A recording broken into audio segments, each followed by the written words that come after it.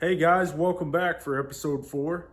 Want to apologize, I didn't get a video up last weekend with the holidays and getting tied up, but we did get some work done. We just didn't get it on film, so we'll get you caught up to speed on where we're at and what we got done, and we'll show you what we're going to do next. This is going to be cool.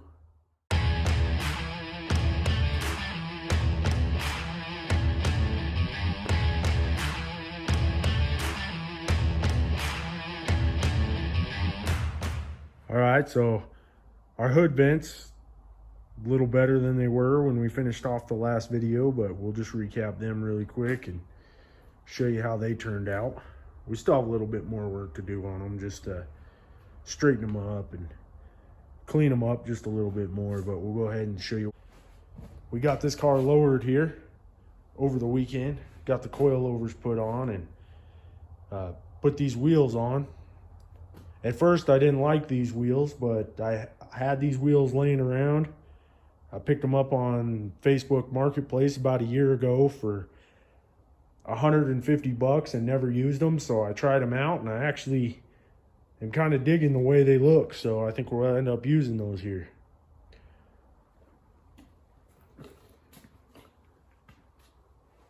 But check this out.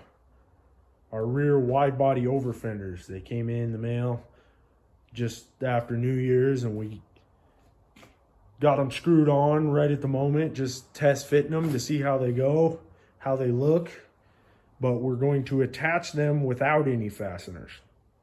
So we're going to be using a 3M product, panel bond it's called, and they use it to attach dually fenders on trucks, so it should hold pretty well and hold these pieces on without any screw holes. So we'll go back and we'll fill all these screw holes after the epoxy hardens and they're stuck on there for good. We'll walk around the other side and show you what we got going on over there.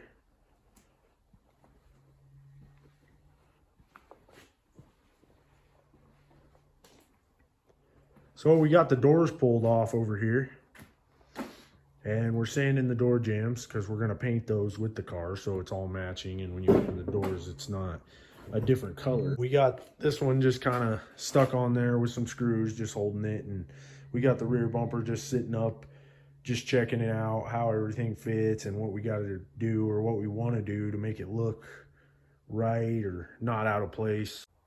We got to put this back door back on so that we can, you know, fit up the other piece of the rear wide body over fender that covers the door. That way they're lined up and we don't attach that one, and then we can't get this one lined up once we put the door back on. So we got to put the door back on, line it up, attach it, and then pull the doors back off to paint it.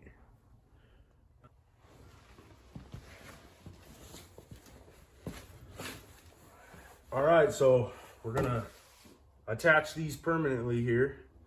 Then I'll pull them back off and put the 3M panel bond on the back edge and then screw them back on so that they can harden, and then we'll remove the screws after that.